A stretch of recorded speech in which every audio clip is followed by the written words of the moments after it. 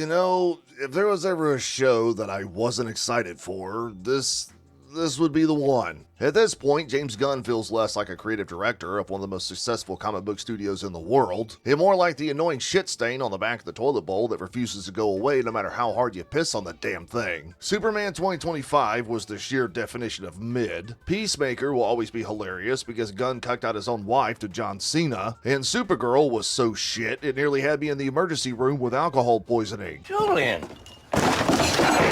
And now, here we are staring down the barrel of lanterns. Not Green Lanterns, mind you, even though the whole thing is based on the Green Lanterns, because Damon Lindelof, who apparently didn't learn his lesson with 2019's Watchmen, said, "It's called Lanterns because we all agreed that green was stupid."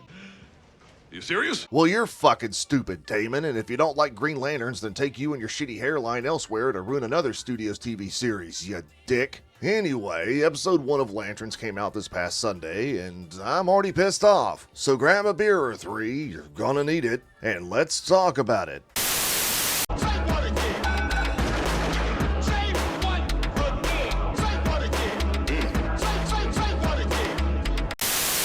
The episode opens up with a young Jon Stewart watching a 60 Minutes interview of Hal Jordan, when his father, a U.S. Marine whose rank I couldn't identify because at the time of watching this shit I was already seeing double, has returned home from what looks like duty. I mean, he's wearing a duty belt, but his sidearm looks government issued, and bringing home government issued weapons has been absolutely forbidden for as long as I can remember. He's out of line, but he's right. Who gives a shit? We need to see him shoot an apple off of John's head, cause reasons. I mean, to be honest, I've seen worse in the second deck lounge of the barracks on any given weekend, but whatever. Anyway, we're quickly fast forwarded to 2016 where we see an older John being mentored by Hal Jordan out in California. Now, if you think this show was going to give us the optimistic, earnest, approachable, and patriotic Hal that we all know from the comics, prepare to have your expectations subverted, because Lantern's Hal is old, worn down, cynical, and an alcoholic thanks to all the shit he's been put through over the years. Actually, it's kind of nice seeing myself represented on screen for once, now that I think about it. In order to test John, Hal gives him his ring and throws his car off a cliff with John in it, forcing him to quickly construct some bubble wrap to avoid dying. At least that's what John said he did. We never actually get to see that happen because I guess Warner's cutting financial corners after losing a few $100 million on Supergirl.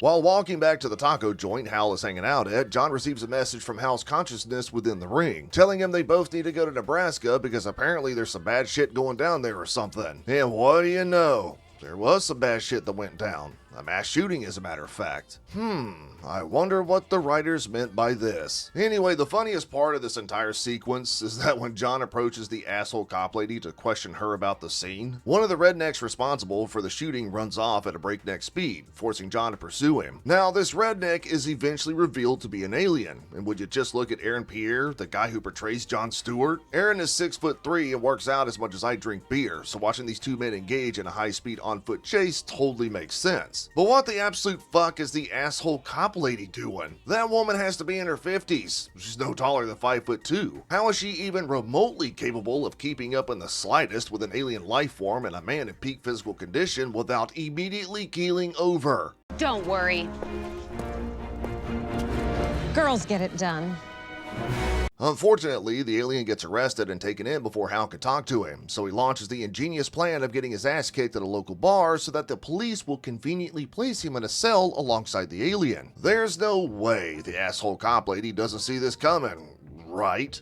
Are you retarded? Of course she does, but more on that momentarily. While he's getting his ass kicked, Hal gives his ring to John, who then uses it to light some old burlap sack cigarette, like it's some kind of cheap prop gag you can buy at a shitty magic shop. If you wanted to see the ring used to create something pretty cool, after all, this is the pilot episode and the show needs to come out swinging, get ready once again to have your expectations subverted. Outside of allowing Hal to fly to Nebraska, the ring is used as a lighter to create some fake money and open a beer for the asshole cop lady. There you have it, people, one of the most powerful intergalactic artifacts in all of comic book history being used as a cheap parlor trick. I'm going to kill myself and it's your fault! This is...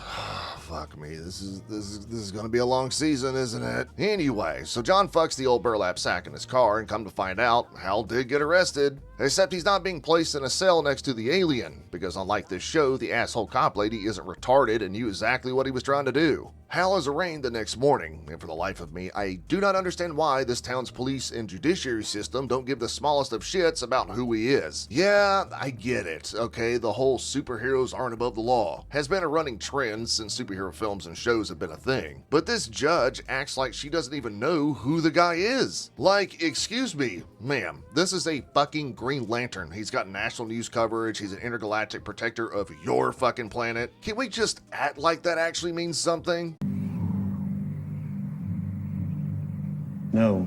Even when heroes like Superman and Batman have gotten in trouble with law enforcement in previous films, their role and abilities were always treated with respect. They were feared, but this judge is acting like Hal is some kind of disease-infested hobo that lives under the nearest bridge. Well, come to find out, somebody does care. And that somebody is Garrett Dillahunt, who's taken a break from Raising Hope long enough to bail Hal out of jail and portray Gunn and Lindelof's version of what they think is a white nationalist. And by that, I mean he goes on a diatribe at the dinner he invites Hal and John to about how he fears Earth is being colonized by an alien species and questions if the Lantern's mandate aligns with truly protecting the planet. Do you see what the show is doing here? They've created a character that wears the vocabulary of anti-colonialism and protecting the powerless against a superior being, while embodying the xenophobic, isolated worldview he superficially claims to oppose. Could this be a reference to real-life immigration issues? You're goddamn right. Anyway, come to find out, the old burlap sack John fucked in his car earlier just so happens to be Garrett's wife. And not only does he know what John did, he actually supports it. Good. Nothing better than eating off another man's grill. You're never going to escape the cuck allegations, James, while endorsing shit like this, let me tell you. Now, Garrett arranges for Hal to be able to interrogate the alien, whose name is revealed to be Waylon Sanders. Hal's tactics are unorthodox, but he questions him on pop culture like Harry Potter, which someone of his age would surely know about, football, which, come on, Nebraska, hello, and Barack Hussein. He made sure to throw the middle name in there too. Obama, who a Midwesterner should have a strong opinion about, but doesn't, which tells Hal everything he needs to know. Waylon is indeed an alien, and not a good one, so much so he hints that he's been sent for revenge. Revenge for what exactly? No fucking clue. What cracked me up about this scene is that somehow, despite this alien knowing about lanterns, their rings, the fact they need a recharge, and even being able to recite their oath in order to mock Hal, he had no idea that Hal himself was a lantern. I'm sorry, I'm allergic to bullshit. Like, how? How are you an alien sent to Earth for a specific mission, but you weren't informed of the lantern that not only was guarding the planet, but he fucking lives there? Would that not be some important information you should have been told, or at the very least, found out because he might be detrimental to your mission? Are you stupid? Are you a stupid person? Speaking of missions, I have one for you. If you're enjoying the content and want to hear more of my drunken, unhinged rants about modern entertainment, subscribe to the channel. But before you do, consider liking the video and hitting that hype button because YouTube hates me more than James Gunn hates good writing. Just do it! So Waylon Allah Akbars himself, Hal covers him up with a green bubble, the only damn time the ring is used properly, and we're once again flash forwarded to 2026. John is now in his 30s, and he's been summoned back to Nebraska by the asshole cop lady who, despite supposedly being 10 years older, somehow looks exactly the same. It's here that we find out Hal has been shot and his body left at the same bleachers that were overlooking the mass shooting scene 10 years prior. Hal Jordan, the most popular Green Lantern in comic book history, known for his hyper-successful print run in the mid-2000s thanks to the legendary Jeff Johns, dead in the first episode of a Lantern show. Not as a patriot, mind you, not as a vibrant, eternal optimist, but as a sad, tired, graying old man pissed off at the world after a lifetime of fighting evil. And then the episode cuts to black. Don't get me wrong, guys and gals, I'm very much a Jon Stewart fan. After all, I'm a millennial and I grew up on the 2000s Justice League cartoon where he was voiced by the always awesome Phil Lamar. But what the fuck, man? We finally get something other than the shitty Ryan Reynolds film, and James Gunn has the bright idea to kill the most popular Lantern off in the opening 60 minutes just to replace him with Stewart? Come on now, dawg.